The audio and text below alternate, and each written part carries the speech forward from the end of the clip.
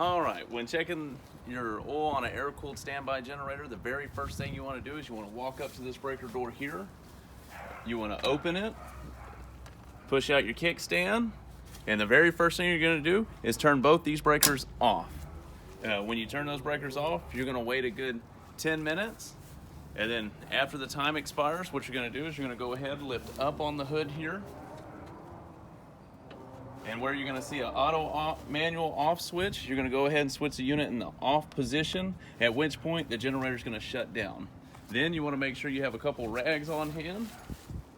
You're going to take your rag, you're going to go ahead, lift up, straight towards the sky, pull towards yourself, then straight up out of the way.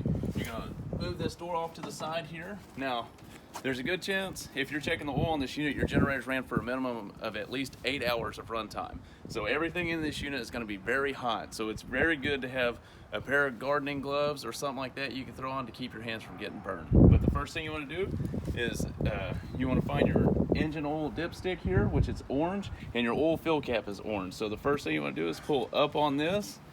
If it's been running, you want to go ahead and wipe your oil dipstick.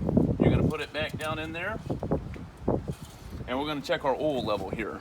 So what you're looking for is right here at the bottom of the dipstick, you have add. So if you have no oil showing on the stick, you're going to want to add oil to it. If you have oil in between this hole and this hole, that means you're good.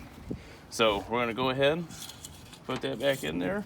So we have oil, which this is newer oil. If it has some runtime to it, it'd be a little dirtier, but you can see our oil level is right here. So it's right at the full mark, so we're good.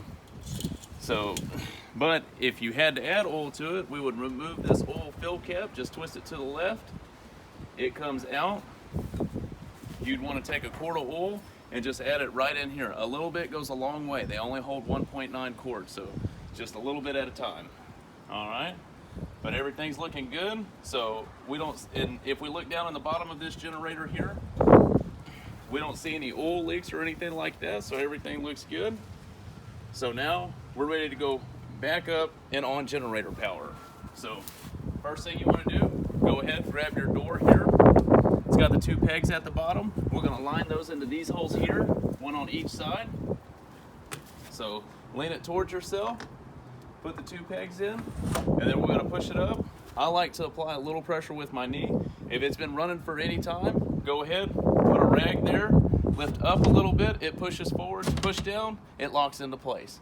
Now, what we're going to do is we're going to go ahead and switch it to the auto position by hitting the green button here.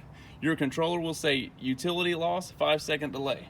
Go ahead, shut the hood, that way you don't get hit with hot air. The unit's going to start. Wait about 30 to 45 seconds. Turn these 2 breakers here on.